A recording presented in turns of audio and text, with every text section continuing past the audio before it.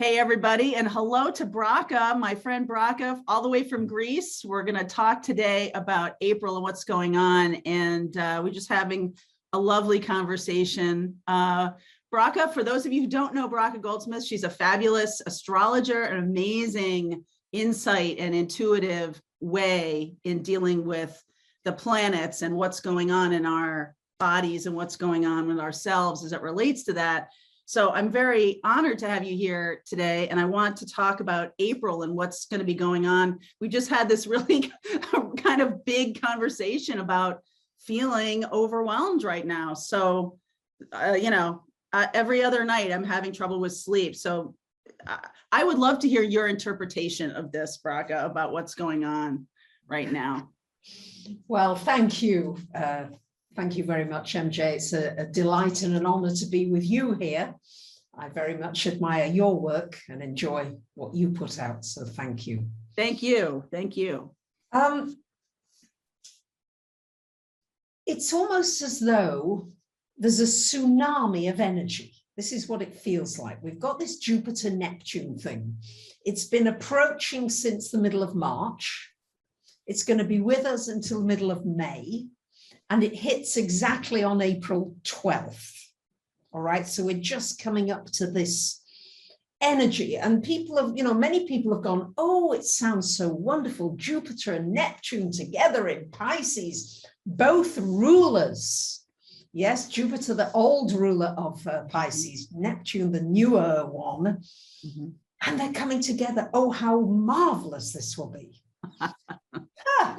Well, it really depends on your perspective. Mm. And one of the biggest issues around this, from my perspective, is it's very difficult to maintain structure, to maintain clear boundaries, because Neptune is boundaryless and Jupiter magnifies. Mm-hmm. Oh, my goodness. I keep thinking, what keeps showing up for me is this kind of great awakening thing that I feel like that is going to connect us to Jupiter expands everything it comes in contact with, like you're saying. And so, but I think like you're saying, I think we have this like unicorns and fairy dust idea of what that means, that like, oh, everybody will be, open and awake to things and all of this kind of stuff. And I'm like, okay, yeah, but you do realize that stuff is coming up. Yes. And right? Yes. Beautifully put. MJ, you've hit the nail on the head. All right. I don't want to like de-romanticize Neptune or anything like that, but yeah, I do. I think that that's kind of the truth of it, is that the Jupiter energy to me, I mean, Jupiter's my, I'm a Sag. So I love, anytime Jupiter gets involved, I'm all in.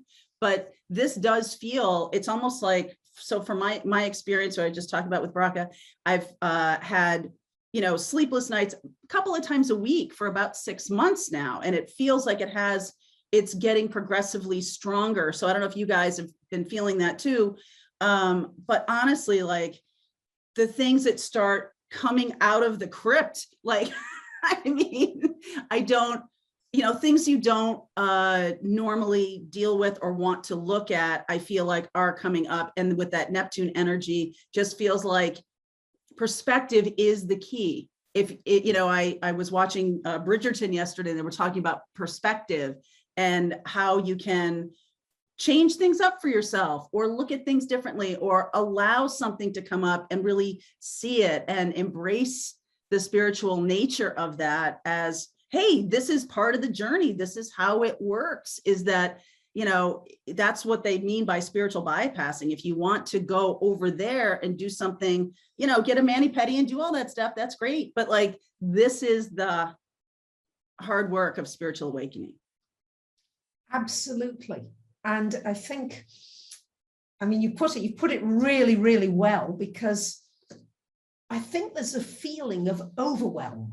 There's this feeling of like, we've had COVID, now we've got a war in Europe and that, yeah. We've got our own personal battles and our own personal things.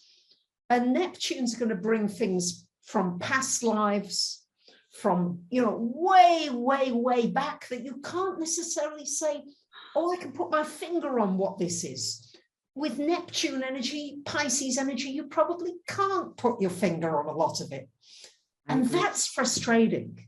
Yeah, it's like, oh, if I could just identify this. Yeah. I've been getting a lot of ancestor messages in the readings too. And you know, we talk a lot about Chiron on this channel. I mean, my Chiron happens to be in Pisces, happens to be in that area, you know, and so it really is showing up for me in my 5th house, children, about being a child or whatever was going on for me as a child. But I do feel the need to dig back into the ancestral tree and see the roots of this. Like, what is the thing? How come this showed up in this lifetime? Why did I agree to this? What's the purpose of this particular thing? So I think people, you know, folks on my channel really like to get in and root around in the ancestor messages too. And I feel like that's a big thing, right? And this is a great time to do that. Now, the other big thing about this Neptune Jupiter energy, and I think many of us don't like this because we've not been trained in this, is that the Pisces energy is all about learning to be with whatever is handed to you on your plate. It's a bit like, well, oh, I didn't really want that quiche today. I don't really want that. Come on, have I got to eat this today? Right. Yeah. That kind of an energy. It's like, and to be able to be and to sit with it and to have faith that you're going to be guided, that your angels that come out and help you if you've not been able to be strong enough, because Pisces is not the strongest of energies. It just wants to give way. Right. It almost becomes like toxic yin energy. Like you just pull back in and like, okay. And that does make people a lot smaller, right? So it is a little bit about balance. And we do have this, I don't know, this scares me more, this Mars conjunct Saturn business, April 4th. I'm a little bit like, what? That does feel like driving with the parking brake on to me. What do you think about that? Well, yes and no. I'm not so worried about the Mars Saturn. One, because Mars moves quickly. Okay, it's not long. Right, this Jupiter Neptune energy is around for 2-3 months. So it's like, whoa, and you get drugged. It's almost like you're on drugs and you feel as though you're not, am I here? Whereas the nice thing about Mars Saturn says to you, one thing at a time. If you try and do 20 things, you are going to be, in your parlance, pissed. It's not going to work. But if you are going to say, right, I'll do one thing, Mars and Saturn together will just bring your energy together like a laser, and it will help you to structure once again. All right. It does slow you down. I'm not going to pretend it doesn't slow you down. It does. Right. So that is the pain. Damn. But it is wonderful for saying, right, I've been putting this off. Now I'm going to do this one thing that will make me feel productive. Saturn wants you to be productive. Saturn is in Aquarius. It's Aquarian energy. So it's saying, right, okay, I'm going to problem solve. What do I need to do outside the box? And I like that. Try that. So that's how I would use that energy. I like that. I mean, I have Mars in Capricorn, so I'm kind of used to that focus of energy. So it's, you know, pay attention to where your planets are. You know, it is in Aquarius, but like everybody should pay attention to where they have those planets so they can see how it might impact them. Is that how that works? Yes. See which house, if you've got your own chart, get your free chart. You can get one on my website or anywhere online, actually, and just find out where is Aquarius in my chart. Which house is it? Is it money? Is it work? Is it health? Is it home? And see, okay, how can I apply this? Right, exactly. Because I think I think you probably get these questions as much as I do, is, okay, that sounds, sometimes the things we talk about really impact me, and sometimes it just kind of flows over me, and I just never know like which is gonna make landfall. But I also feel like for me, like astrology, the cool thing about it, the more you learn about it, the more you can kind of be like, all right, I realize that this is the energy and this is how it might impact me. So I'm going to surf it. I'm going to use that energy. I'm going to be fine with the fact that things are yin, or fine with the fact that things are active, right? Beautiful. And the thing to remember is that it's very watery energy. We've got a lot of water right now. We've got a full moon coming up, a new moon, on April 1st. And then we've got the full moon in Libra coming up on the 16th of April.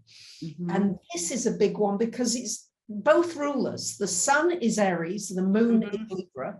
So we've got Venus and Mars as rulers of these two, both in Pisces, along with Jupiter and Neptune. So this is inevitably going to bring emotions up to the surface. It really is. And you may feel flooded because the Neptune Jupiter rules floods. So on a practical level, have good flood insurance. And on an emotional level, just know that you might feel just overwhelmed with emotions that come up. And how can I deal with water energy? And if emotions are coming up, I find very often a shower clears a lot of stuff. So how can you use the water energy to cleanse, to clean, to detoxify those emotions that are maybe paralyzing or destabilizing you? Does that make sense? I totally agree with that. I've offered a little ritual that I do, which is a burn. And I love that because it does use a bowl of water. It has fire, it has air, it has all the elements. You can bring in earth if you like. And so it has all of those elements. And, I write down what I'm intending to manifest or what I'm intending to create in myself. And I say a prayer of gratitude and then I burn it. And, especially with the water energy, the water plays a bigger role to me when we're in this Piscean energy, when we're in this watery energy. It feels like a cooling of it, or like a making it solid in some way to the universe that this is my intention. Yes. And to take off the rose tinted glasses, you've got to force yourself, because this Jupiter Neptune, wants you, everything is so wonderful. And yeah, we've got to just watch that. It's limitless, it's wonderful, but it's also delusionary. I agree totally. I mean, and that's the thing about perspective that's so important, is that, I have never been very good at this. That's why I'm so focused on it. Perspective is a tough thing for me. I have a particular, unconscious focus with things, and that's the thing to pay attention to. That's what perspective is. It's your vision of it. And so if there can be, in my mind, if there can be, Jupiter conjunct Neptune can expand my ability to not be so tunnel vision about my perspective, that would be wonderful. That would be my manifestation dream right there. Beautiful. Beautiful. And you can use Saturn and Mars to bring out your resilience. Correct. To bring out your relentlessness, to bring out your focus, to bring out your strength. So to me, I'm actually grateful that Mars and Saturn are coming together for a little while, because it will somewhat reduce some of this sort of not being able to grasp what's going on. I think we get scientific evidence. This is great. Mars and Saturn in Aquarius, that's very scientific. That's proof. That's, right, now we see. Now we see. More clearly. So, yeah. Later in the month, I am going to bring this up, that Pluto goes retrograde, and we haven't had any retrogrades for a while now. And okay, but like now Pluto's going to go into retrograde. And, to me, that has to do with inner transformation. I'd be curious to hear what you have to say about a Pluto retrograde. I mean, Pluto was demoted from being a planet. It's not even a planet anymore. It's a minor planet, or whatever they say. But how do you feel like that might impact us? It's at the end of April, the 29th of April. So how do you feel about that, the Pluto retrograde? Well, soon after that, Mercury will go retrograde, May 10th. So it sort of begins the whole process of the retrograding. And then Mars will go retrograde for many months in Gemini. We'll get a huge long Mars retro. Right. So if you're doing any elective surgeries, may I make a suggestion that you do it before Mars goes retrograde or after Mars goes retrograde, if you can choose. Okay, that's just something. Good point. Good point by you. But okay, well, people often ask me that. So, okay, Pluto going retrograde. Well, I think it has a very big effect on the United States because United States is in its Pluto return. Mm-hmm. July, it gets another hit, and November again. So it's like, it's this pulling back. How do you as an individual, particularly people living in the United States, but I feel it's all of us, because the US, it's the reserve currency. It's right. You're running the show at the moment. At the moment, yes. So where do you need to reassess how you are using your power, your strength? And do you need to realize that you as an individual have a lot of power, a lot more than we've been led to believe? Correct. Right? Correct. And for each one to say, right, mm-hmm. Where am I just going along and saying yes when I don't feel yes? Right. Right. Stepping into your power. Very interesting dates too with July. I have been feeling that there was going to be something very important happening in the middle of the summer. And then November is a midterm election here in the United States, which is a big deal. It's a big deal. And yes. So that's very important, what's going on here. And it all starts at the end of April. So we're kind of in it, Bracha, aren't we? We're kind of in it. We are in it. And of course, May then has a very different feel, because then Jupiter will go into Aries, Mercury goes right, we get a big Aries boost by the middle of May. All right. So all this sort of feeling drugged or feeling a bit out of it, or boundaries and all these new perspectives, all of that, then we get a massive energy of Aries. And how are you going to use then the fight inside of you? What are you, going to burn? What are you going to burn, as you would say? What are you going to burn? What's igniting you? Because then we're moving into this fiery energy. That's going to be a lot easier for you with your Sag. Definitely. Right? Because this is so much water.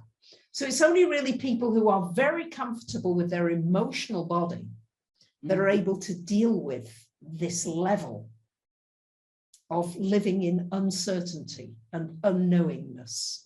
Whereas once we get this Aries energy, we get a little bit at the 1st of April, but we get Jupiter in Aries for almost a year. Oh, so happy. I'm so happy. You've made me very happy, Bracha. I just want to thank you for today and sharing your insights with everybody on my channel. I appreciate you so much. And so if you don't know who Bracha is, please go to her channel and subscribe and watch her videos. She's super insightful and just a lovely person all around. So thank you for being here today. Thank you. Thank you very much, MJ. It's been a pleasure. I could talk to you for hours. Yeah, we have a great vibe. So thank you.